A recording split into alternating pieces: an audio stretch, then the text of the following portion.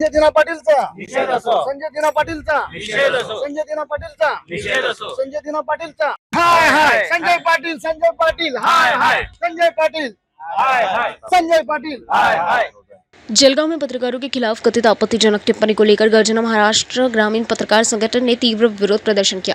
संगठन के पदाधिकारियों ने जिलाधिकारी रोहन घुगे और पुलिस अधीक्षक श्रीकांत धिवरे को ज्ञापन सौंपकर सांसद संजय दीना पाटिल के खिलाफ कड़ी कार्रवाई की मांग की।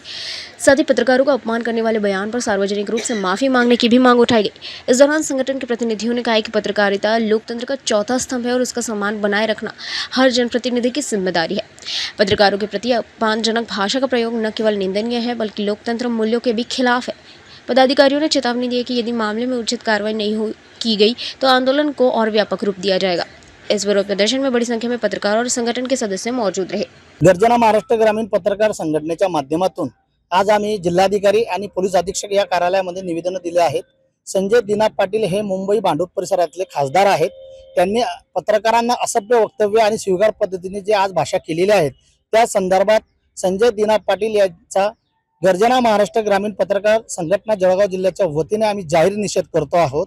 आणि संजय दिना पाटीलला एक सांगू इच्छितो की ज्या पत्रकारांना तुम्ही स्वीकार केली आहे त्याच पत्रकारांनी तुम्हाला वरती आणलेलं आहे। त्यांनी तुमच्या बातम्या छापल्या आहेत। आज त्यांच्या जीवावर तुम्ही आज खासदार झालेले आहेत हे लक्षात ठेवा।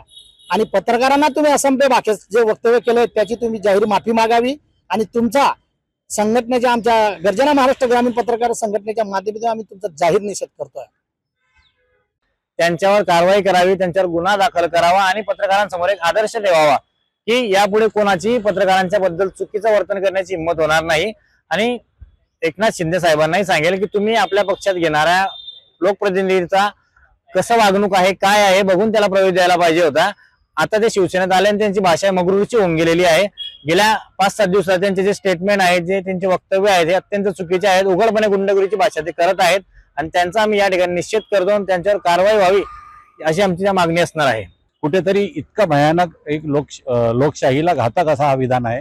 शिव्या दिलेल्या आहे, मी तुम्हाला जेवण देतो, तुम्ही माझ्या तुकड्यावर पडतात वगैरे वगैरे काय काय बोललेले आहे हे चुकीचं आहे। कुठेतरी ही जी वाटचाल चालू आहे हे जे पुरोगामी महाराष्ट्र आहे जिथे सर्व धर्म समभावाची जी संकल्पना आहे सर्वांना घेऊन चालायची ती संकल्पना कुठेतरी मोडीत कालच परवा मुख्यमंत्री बोलले की पत्रकारांचा अन्याय सहन केला जाणार नाही, परंतु आज अशा प्रकारची घटना घडते। कुठेतरी देवेंद्र फडणवीस यांनी सुद्धा आता सगळ्यांना समज देण्याची गरज आहे की पत्रकारांना कुठेही दुखवू नका, कारण पत्रकाराचा असा एक समाजामध्ये घटक आहे की जो दिवस रात्र स्वतःची पर्वा न करता सरकारची किंवा सरकारच्या कामाची पोहोच जनतेपर्यंत पोहोचत असतात।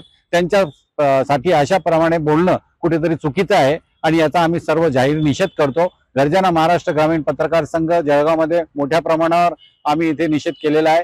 ज्याप्रमाणे आम्ही कलेक्टरांना निवेदन दिलं, आज SP साहेबांना दिलेलं आहे, कुठेतरी याच्यामध्ये न्यायाची भूमिका आम्हाला पाहिजे आहे।